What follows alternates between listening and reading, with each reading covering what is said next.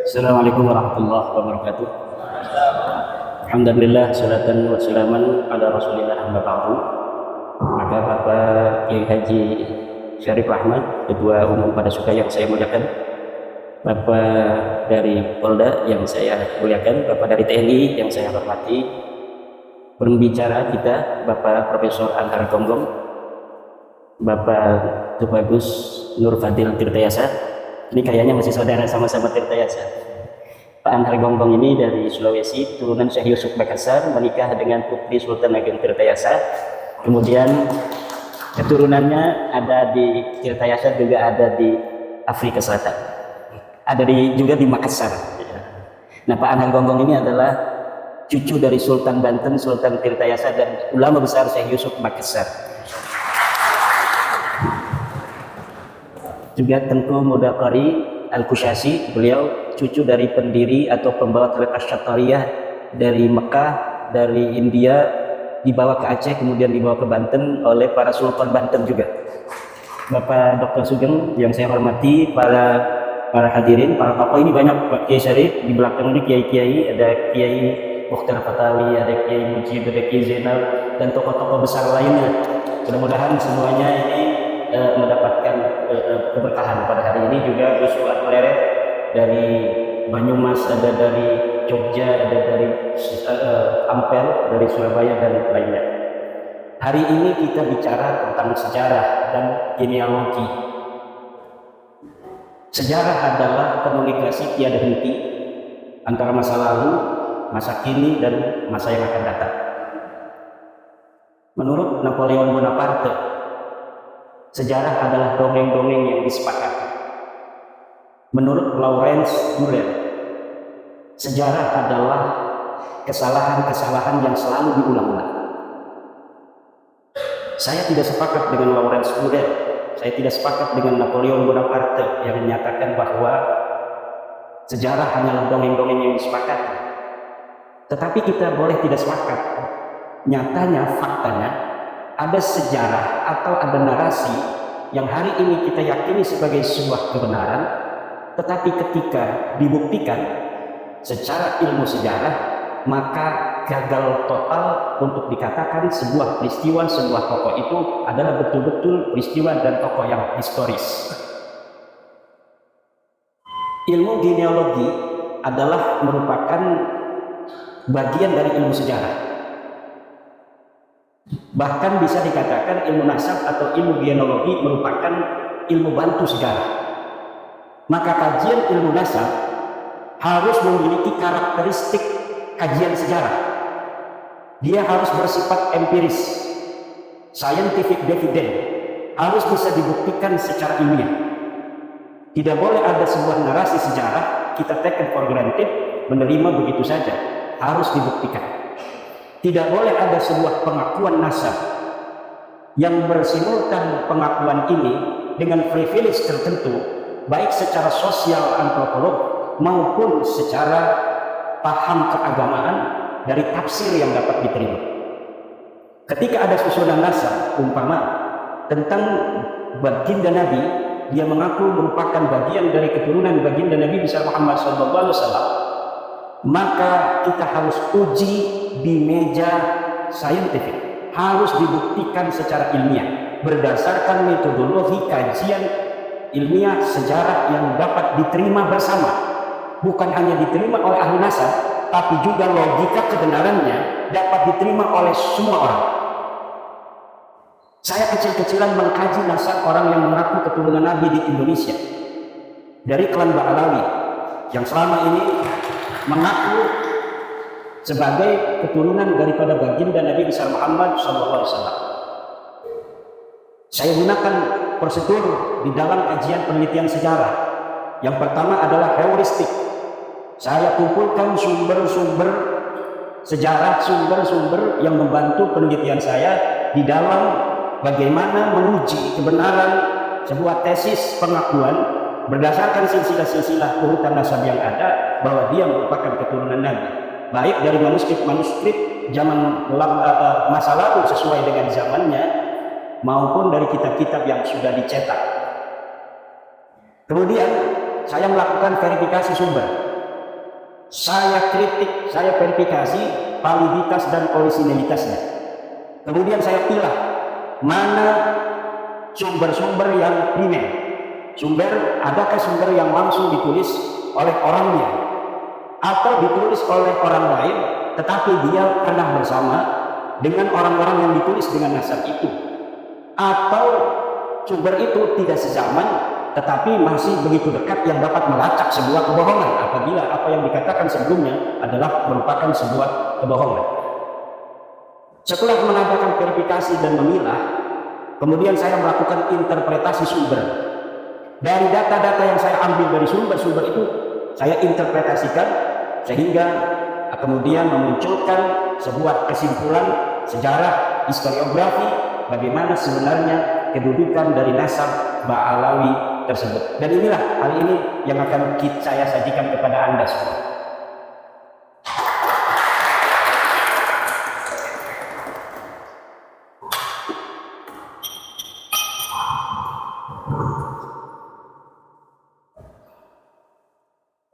Atau sambil berdiri aja ya. Kaum Ba'alawi yang kita kenal di Indonesia dengan istilah Habib mengaku sebagai keturunan Nabi Muhammad SAW melalui jalur Ahmad bin Isa bin Muhammad An-Naqid bin Ali Al-Uraidi bin Ja'far Shadiq bin Muhammad Al-Baqir bin Ali Zainal Abidin bin Husain bin Fatimah Zahra bin Kanjeng Nabi besar Muhammad SAW. Ahmad bin Isa, ini titik poinnya, dari sini yang diakui.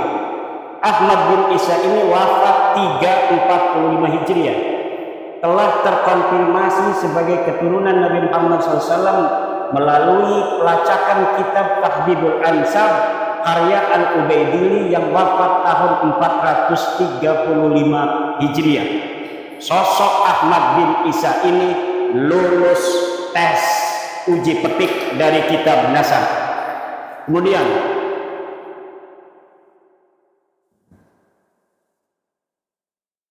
menurut keluarga Ba'alawi, Habib yang ada di Indonesia, Ahmad bin Isa mempunyai anak bernama Ubaidillah. Kemudian Ubaidillah ini mempunyai anak bernama Alwi. Alwi inilah yang menurut keluarga Ba'alawi adalah leluhur mereka. Alawi bin Ubaidillah bin Ahmad bin Isa bin Muhammad An-Naqid bin Ali Al-Uraidi bin Ja'far Shadiq bin Muhammad Al-Baqir bin Ali Zainal Abidin bin Husain bin Fatimah bin Nabi besar Muhammad SAW. Ini nasab mereka dan kita bisa lihat dari tokoh-tokoh mereka yang senang majang-majang nasab di media sosial. Semuanya akan bermuara kepada seseorang yang bernama Alwi yang disebut sebagai anak Ubaidillah. Ubaidillah ini adalah katanya anak Ahmad bin Isa. Ahmad bin Isa telah sahih sebagai keturunan Nabi, selesai atau lulus uji petik dari kitab-kitab yang ada pada zamannya yang primer atau yang sekunder. Tetapi apakah betul seorang yang bernama Ahmad bin Isa ini mempunyai anak bernama Ubaidillah? Namun nasab ini tertolak. Saya senang kalau menulis bikin kesimpulan dulu, biar orang itu tidak mengira-ngira.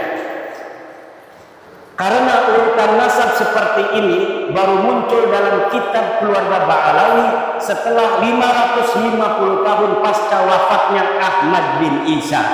Tadi kita kenal wafatnya 345. Sedangkan kitab-kitab nasab yang paling dekat dengan masa hidupnya Ahmad bin Isa, yaitu kitab nasab yang ditulis di abad ke-5, tidak menyebutkan bahwa Ahmad bin Isa mempunyai anak bernama Ubaidillah. Mulai dari kitab abad ke-5, ke-6, ke-7, ke-8 tidak menyebutkan Ahmad bin Isa mempunyai seorang anak yang namanya Ubaid atau Ubaidillah. Next.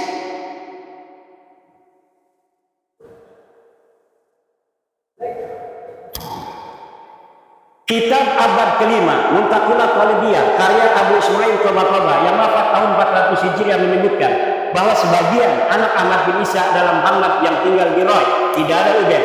Kitab abad ke-5 Tahdhibul Ansab karya Al-Ubaidili yang wafat tahun 435 menyebutkan pula bahwa sebagian anak Ahmad bin Isa adalah Muhammad.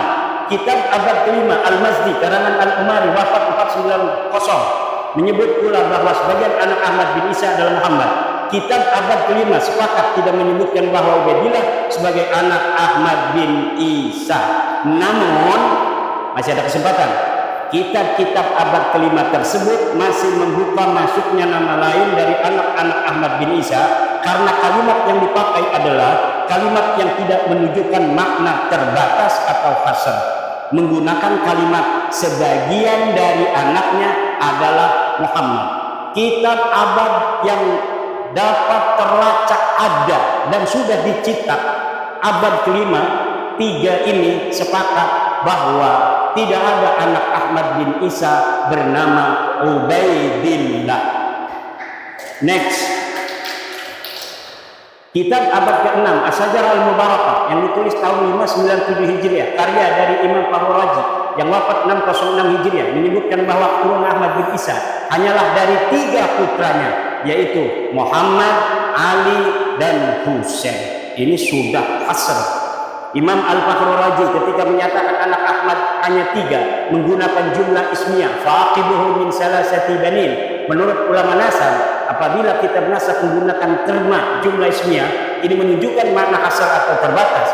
Berbeda ketika ulama nasab menggunakan jumlah fi'liyah semisal fa'aqaba min salasati banin, ini masih memungkinkan ada nama lain selain 3. Tapi ketika terma kalimat menggunakan jumlah ismiyah seperti As-Sajarah Al-Mubarakah seperti itu, maka berarti yang bisa direkam secara meyakinkan oleh Imam Al-Fakhrul Razi berdasarkan ilmunya adalah bahwa anak Ahmad bin Isa hanya 3, yaitu Muhammad, Ali, dan Husain. Tidak ada Ubaid.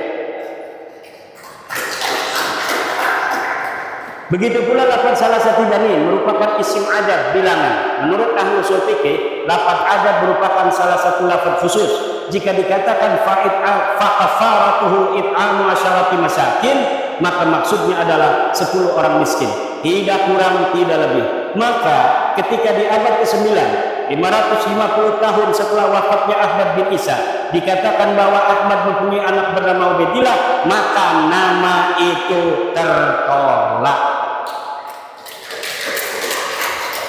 Lalu dari mana Imam Fakhrul Razi mengetahui 3 ini tanpa adanya referensi yang disebutkan dalam kitab As-Sajarah Mubarakah? Inilah yang dikritisi oleh Rumel Abbas misalnya dan yang lain sebagainya. Imam Fakhrul Razi, saudara, ketika menyebut anak Ahmad bin Isa hanya terbatas pada 3 saja, ini sangat bisa dipercaya. Kenapa? Karena ia tinggal di kota Roy di Iran. Sedangkan di Roy banyak anak keturunan Ahmad bin Isa dari jalur Muhammad bin Ahmad bin Isa. Ini sabotase. Jangan-jangan ini yang megang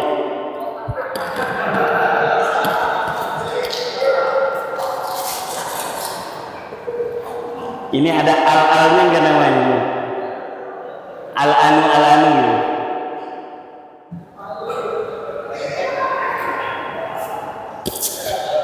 Kitab abad ke-7. Nih, tadi abad ke-6 sudah dihasar bahwa anaknya cuma 3. Sekarang bagaimana reportase dari kitab-kitab yang ada yang sampai kepada kita dari abad ke-7, ke-8 dan ke-9 awal. Kitab abad ke-7 Al-Fakhri karangan Imam Al-Marwazi yang wafat 614 Hijriah juga tidak menyebut nama Ubaidillah sebagai anak Ahmad bin Isa. Dia hanya menyebutkan bahwa sebagian anak Ahmad bin Isa adalah Muhammad. Kitab abad ke-8 Al-Asili karya At-Taqtaqi yang wafat 709 Hijriah menyatakan bahwa sebagian anak Ahmad bin Isa adalah Muhammad. Kitab abad ke-8 As-Sabatul Musal karya Ibnu Al-Arad Al-Husaini yang wafat 787 Hijriah menyatakan bahwa sebagian anak Ahmad bin Isa adalah Muhammad. Kitab abad 9 Umdatul Talib karya Ibnu Inabah yang wafat tahun 828 Hijriah menyatakan bahwa sebagian anak Ahmad bin Isa adalah Muhammad. Maka ada 8 kitab nasab yang sudah saya sebutkan yang membentang mulai dari abad ke-5, ke-6, ke-7, ke-8 dan ke-9 awal sepakat bahwa Ahmad bin Isa tidak mempunyai anak bernama Ubaidillah, dan di abad ke-6 sudah dihasar bahwa anak Ahmad bin Isa hanya 3. Maka masuknya nama Ubaidillah sebagai anak Ahmad bin Isa tidak bisa dianggap sah. Next. Kapan muncul nama Ubaidillah sebagai anak Ahmad bin Isa? Ubaidillah muncul sebagai anak Ahmad bin Isa pada abad 9 Hijriah. Dimunculkan oleh Habib Ali bin Abu Bakar As-Sakran yang wafat 895 Hijriah dalam kitabnya Al-Burqa Al-Musiqah dengan menghusnuzoni. Ini bahasa saya. Kalau bahasa Tengku ini nggak boleh katanya husnuzoni. Nama Abdullah yang ada pada As-Suluk sebagai Ubaidillah. Ceritanya ada kitab sejarah yang menyebutkan sebuah silsilah dari seorang ahli hadis yang bernama Ali, Abu Hasan Ali bin Muhammad, terus binnya kemudian dia bin Abdullah bin Ahmad bin Isa. Lalu kata keluarga Habaib ini, oh saya punya leluhur namanya Ubaid, mungkin Ubaid ini adalah Abdullah. Maka kemudian diurutlah nasabnya dengan menghusnuzoni nama leluhurnya Ubaid ini sebenarnya namanya adalah Abdullah, yang kemudian ditasghir menjadi Ubaidullah. Lanjut. Ini ada keterangannya. Di tahun 732 sudah ada orang yang dicatat kitab As-Suluk sebagai anak Ahmad bin Isa. Selain dari 3 anaknya yang disebut dalam As-Sajalah Mubarakah, namanya Ali dari keluarga Bajadir Abu Alwi. Katanya ia keturunan Ahmad bin Isa dari anaknya yang bernama Abdullah. Nama lengkapnya Abu Hasan Ali bin Muhammad bin Ahmad bin Jadid bin Ali bin Muhammad bin Jadid bin Abdullah bin Ahmad bin Isa. Nama Abdullah inilah yang dihusnuzoni oleh Ali As-Sakran sebagai Ubaid, di mana leluhurnya dulu bernama Ubaid. Lalu ia memahami bahwa Ubaid ini sebenarnya Ubaidillah dan Ubaidillah ini sebenarnya adalah Abdullah yang ditulis di kitab As-Suluk. Sejak itulah keluarga As-Sakran menulis silsilah leluhurnya sebagai Ba'alwi. Lalu apakah ini aman? Kita lihat. Sayangnya silsilah Ba'alwi Bajadid juga sebenarnya bermasalah karena ternyata kitab As-Suluk ada 3 manuskrip riwayat yang berbeda. Jadi manuskrip As-Suluk yang dikarang 732 sampai kepada Ali As-Sakran 895 yang nyampe ke beliau hanya salah satu manuskrip yang dicetak daripada 3 manuskrip sebenarnya yang ada. Yang mana yang benar? Wallahu a'lam bishawab.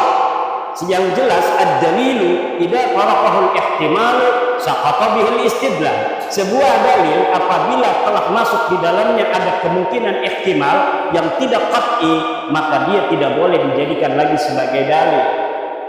Manuskrip pertama silsilah Jadid terdapat dalam manuskrip di Paris berangkat tahun 810 Hijriah.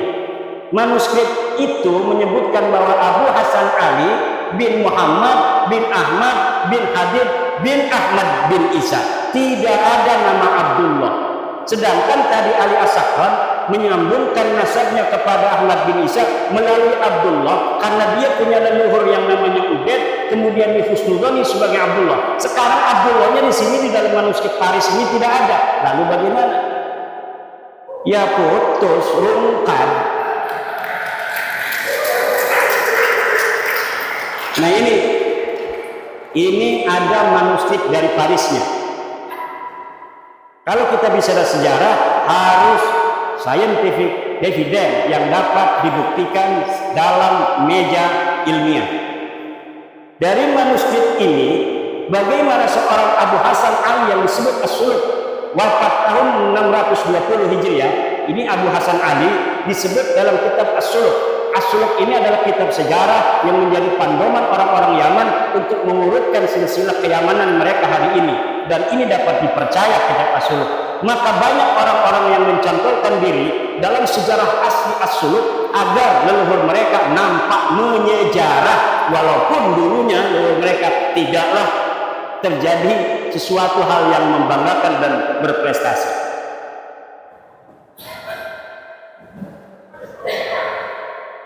Hanya menjadi urutan kelima dari nasab Ahmad bin Isa. Saya ulangi, dari manuskrip ini bagaimana seorang Abu Hasan Ali yang disebut As-Suluk wafat 620 Hijriah hanya menjadi urutan kelima dari nasab Ahmad bin Isa yang wafat 345 Hijriah. Berarti setiap generasi baru mempunyai anak di umur 55 tahun. Dan ini tidak masuk akal dalam ilmu genealogi, di mana setiap generasi dengan generasi berikutnya berjarak lahir dan wafat rata-rata harusnya 33 tahun. Dan dengan manuskrip ini, cantolan Habib Ali As-Sakran menjadi bias dan tidak sah. Karena apa? Karena Habib Ali As-Sakran mencantelkan keluarganya ke Ba'alawi karena ada nama Abdullah yang disebut As-Suluk. Sedangkan di dalam manuskrip As-Suluk versi Paris ini, Abdullahnya teayat. Silakan. Next. Manuskrip kedua As-Suluk silsilah jadid adalah Abu Hasan Ali bin Muhammad bin Ahmad bin Habib bin Abdullah bin Ahmad bin Isa. Dalam manuskrip dua ini nama Abdullah memang ada, namun jumlah nama hanya 6. Ada tambahan nama Abdullah dari versi manuskrip yang pertama. Perkiraan jarak wafat dan lahir antara nama-nama itu 45 tahun, walau lebih muda dari manuskrip sebelumnya, tetapi tidak masuk akal. Ditambah dari sini dipahami bahwa nasab Bajadid ini mudhoribah, berubah-ubah, yang menunjukkan bahwa nasabnya ada masalah, sulit untuk dikatakan sahih. Lanjut.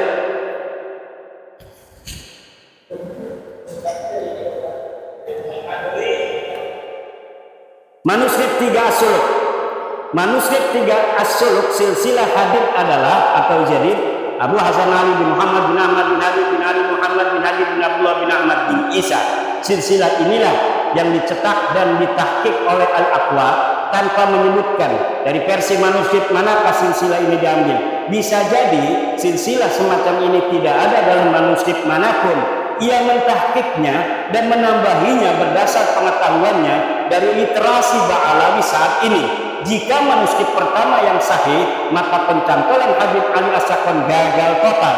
Karena nasab Ba'alawi saat ini adalah furu' dari usul nasab Bajadid. Ketika usulnya batal, maka furu'nya juga batal.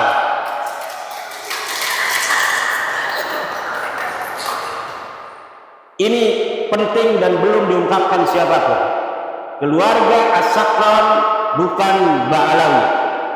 Nampaknya kitab As-Suluk karya Imam Al-Janadi wafat 732 Hijriah adalah kitab sejarah yang menjadi pegangan latar belakang konstruksi nasab Ba'alawi dan sejarahnya. Nasab dan sejarah Ba'alawi yang ahistoris disusun sedemikian rupa menggunakan latar belakang sejarah yang terdapat dalam kitab As-Suluk. Penulis yakin secara ilmiah bahwa keluarga As-Sakran sebelumnya tidak dikenal dengan nama Ba'alawi. Nama Ba'alawi keluarga As-Sakran itu dikenal setelah kitab Al-Burqah dan kitab Al-Jauharus Saqaf ditulis, yaitu milik Habib Abu Bakar As-Sakran dan Imam Al-Khatib. Seperti film fiksi sejarah Arya Kamandanu yang skenarionya ditulis berlatar belakang sejarah Majapahit. Ada orang namanya Ba'alawi dulu, ada silsilahnya ditulis dalam kitab sejarah. Lalu orang yang abad 9 mengatakan, itu leluhur saya. Sejak itulah dia menggunakan nama yang ada dalam kitab itu untuk keluarga dia dan keturunannya. Next. Ini versi ilmiah ya, interpretasi dari sumber-sumber yang kita dapatkan. Perhatikan kitab An-Nabhah Al-Anbariyah. Ini kitabnya. Setiap saya ngomong kitab saya tidak sebutkan, tetapi ada foto dari kitab dan halamannya. Perhatikan kitab An-Nabhah Al-Anbariyah karya Muhammad Kadzim bin Abil Futuh wafat 880 Hijriah. Dalam kitab itu di halaman 53 disebutkan bahwa Banu Abi Alwi adalah Abu Alwi bin Abil Jadid bin Ali bin Muhammad bin Ahmad bin Jadid. Dalam kitab itu, ulama yang hidup di abad 9 dan tinggal di Yaman sama sekali tidak menyebut nama-nama keluarga Ali As-Sakran yang ada pada masa itu atau sebelumnya, seperti Faqih Muqaddam Muhammad Syahid Mirdad sebagai Ba'alawi. Ia hanya menyebut keluarga Jadid. Padahal pengarang kitab An-Nabhah Al-Anbariyah ini hidup semasa dengan Ali As-Sakran. Kalau pada masa itu dan sebelumnya keluarga Habib Ali As-Sakran dikenal sebagai Ba'alawi, tentunya Muhammad Kadhim akan menulis contoh-contoh Ba'alawi selain dari Jadid disebutkan, yaitu dari keluarga-keluarga Pak Muqaddam dan sebagainya. Ini membuktikan bahwa keluarga Ba'alawi yang terkenal itu hanyalah dari keluarga Jadid, keluarga Ali As-Sakran dan leluhurnya sebelumnya, bukan keluarga Ba'alawi. Jika keluarga As-Sakran dikenal dengan nama Ba'alawi, tentu Abul Qutu yang hidup sejaman dengan As-Sakran akan menyebut minimal satu nama yang mengindikasikan bahwa keluarga As-Sakran adalah bagian dari Ba'alawi. Perhatikan kitab An-Nafa Al-Ambariyah halaman 53. Di sini nggak kelihatan, silakan di Google saja. Next, As-Sakran hanya bisa menyebut dua nama keluarga Jadid. Habib Ali As-Sakran yang mengatakan bahwa Jadid yang ada dalam kitab sejarah itu As-Sulh adalah saudara dari Alwi, leluhur dia, hanya bisa menyebutkan dua nama keluarga Jadid. Dua nama itu persis sama dengan yang disebut kitab As-Sulh, yaitu Abu Hasan Ali dan Abdul Malik yang berketurunan di India. Jika Jadid adalah betul-betul saudara Alwi, leluhurnya yang ditulis, dan ini pun saya yakin tidak ada orangnya, tentu akan banyak nama-nama selain keduanya yang diketahui Ali As-Sakran. Tapi mengapa As-Sakran seperti orang asing di keluarga Bajadid hanya mengetahui dua nama dari keluarga Bajadid yang diketahui dari kitab As-Sulh, yang bukan hanya diketahui oleh dia, kita juga mengetahui bahwa keluarga Jadid mempunyai dua nama yang tertulis dalam sejarah, yaitu Abu Hasan Ali dan Abdul Malik. Apa bedanya saya dengan dia? Sama-sama mempunyai dua nama saja, padahal dia mengaku sebagai keluarga besarnya. Silakan. Makam Ahmad bin Isa ditemukan setelah 602 tahun. Ahmad bin Isa yang wafat tahun 345 Hijriah, makamnya hari ini berada di Husaisah. Lalu apakah makam itu sudah dikenal sejak tahun wafatnya itu, yaitu 345? Al-Janadi 732 Hijriah tidak merekam adanya makam Ahmad bin Isa, padahal ia sejarawan yang rajin mencatat nama-nama makam yang diziarahi dan dianggap berkah. Artinya pada tahun 732 Hijriah itu makam Ahmad bin Isa belum dikenal seperti saat ini. Telah berjarak 387 tahun sejak wafatnya, makam Ahmad bin Isa belum dikenal orang. Ini dalam reportase As-Sulh yang rajin jarah-jarahin makam, tetapi dia mencatat nama makam-makam lain, tidak mencatat nama Ahmad bin Isa yang katanya sudah wafat 345 Hijriah di Yaman. Ini orang Yaman, Al-Jalabi.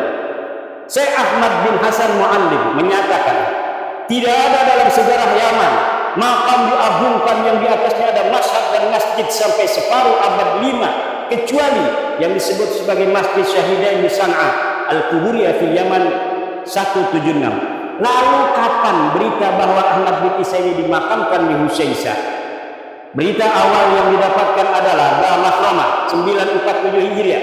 Dalam kitabnya Qaladatun Nahar fi Wafayat A'yanid Dahr disebutkan bahwa makam Ahmad bin Isa di Husaisah. Qaladatun Nahar fi Wafayat A'yanid Dahr 2/518 Asy-Syamilah.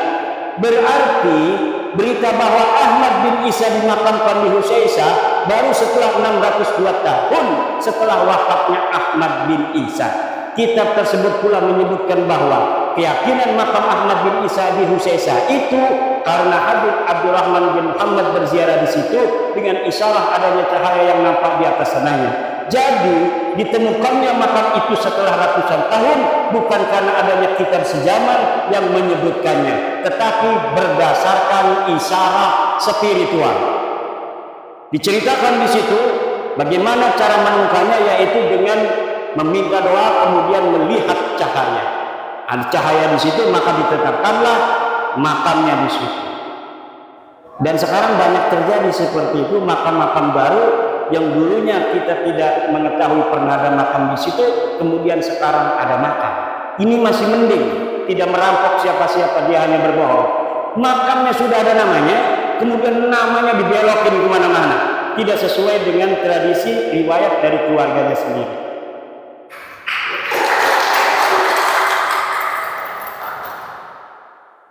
Kitab-kitab sejarah yang ditulis setelah masa Ahmad bin Isa sampai abad 9, ini kitab sejarah, tadi kitab nasab. Sekarang kitab-kitab sejarah yang ditulis setelah masa Ahmad bin Isa sampai abad 9 tidak menyebutkan keberadaan keluarga Ubaidillah dan keturunannya di Hadramaut sebagai seorang sayyid, atau tidak sebagai sayyid pun tidak ada sama sekali. Kitab-kitab apa saja? Tarikh Musallam Al-Lahaji, wafat 545 Hijriah, belum dicetak, tapi manuskripnya saya punya. Tidak ada nama Ubaidillah dicatat di dalam kitab itu, dan tidak ada keterangan bahwa Ahmad bin Isa pernah hijrah ke Yaman dari Irak. Tabaqat Ibnu Samurah, wafat 586 Hijriah. Tarfatul Ashab, yang ini Ibnu Samurah sering sekali namanya dicatat dalam kitab-kitab Ba'alawi semacam Syamsul Dhahirah dan kitab-kitab yang lainnya, Al-Ghurab, kemudian kitab Hikmatul Ashirah, bahwa Ibnu Samurah pernah mengisbat silsilah nasab Ba'alawi pada masanya. Tetapi ketika kitabnya yang bernama Tabaqatul Fuqaha saya cari dari awal sampai akhir, tidak ada satupun Ibnu Samurah menyatakan bahwa dia mengisbat nama keluarga Ba'alawi sebagai sayyid, apalagi mengisbat menyebut nama dari satu keluarga Ba'alawi pun tidak ada. Next, kesimpulan, para habaib yang sekarang kita kenal bukanlah keluarga Ba'alawi yang dikenal di abad 7 dalam kitab-kitab sejarah. Keluarga Ba'alawi adalah keluarga Jadid yang disebut dalam kitab As-Sulh 732 Hijriah yang terputus dari Nabi Muhammad SAW karena Abdullah bukanlah anak Ahmad bin Isa. Para habaib nasabnya terputus dari Nabi Muhammad SAW karena Ubaidillah bukanlah anak Ahmad bin Isa. Jadi Ba'alawi sendiri yang ada dalam kitab itu tertolak sebagai keluarga Nabi karena Abdullah bukanlah anak dari Ahmad bin Isa berdasarkan kitab-kitab abad ke-6 dan abad ke-5. Kemudian ada orang nyantol kepada nama itu, ya yang dicantolnya itu rungkat, dianya ikut rungkat.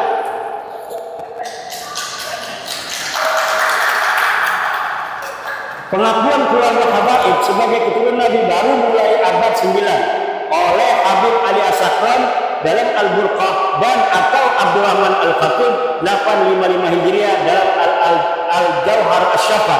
Ini jarang saya ambil namanya Al-Khatib, walaupun hidup bareng. Dia adalah Al-Khatib ini murid dari kakeknya Habib Ali As-Sakran, juga murid daripada ayahnya. Jadi walaupun dia bukan Ba'alawi, terindikasi subjektivitas itu ada karena dia hidup bersama Habib Ali As-Sakran. Dan kitab Al-Jauhar Asy-Syafa ini belum dicetak sampai sekarang. Dia bagaikan sebuah kitab sakti yang tidak boleh dilihat oleh siapapun, tetapi sering diambil oleh kalangan Ba'alawi untuk membela nasabnya. Jadi kita tidak bisa untuk melihatnya, tetapi dia mengutipnya. Bagaimana sebuah dalil hanya bisa diketahui oleh mereka, kemudian didalilkan kepada kita tanpa kita bisa memverifikasi, tanpa kita bisa memvalidasi, tanpa kita tahu originalitasnya seperti apa. Jadi ini namanya senjata yang sangat canggih, yang bisa untuk membacok tapi kita nggak bisa melihatnya.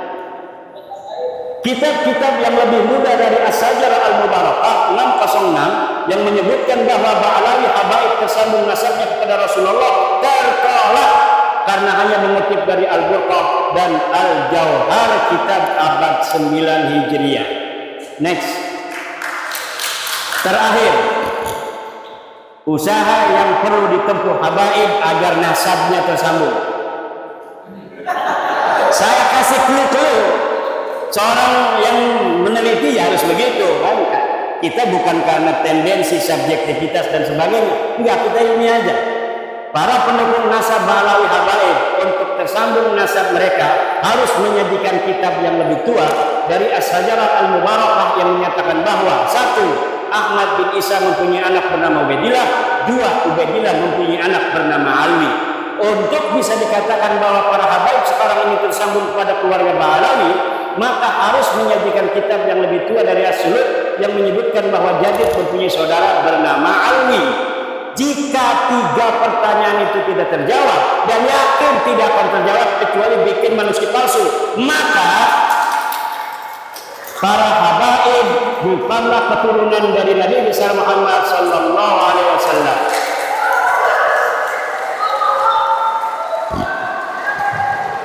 Demikian yang dapat saya sampaikan, mudah-mudahan ada manfaatnya. Wallahu wal muwaffiq ila aqwamit thoriq. Assalamualaikum warahmatullahi wabarakatuh.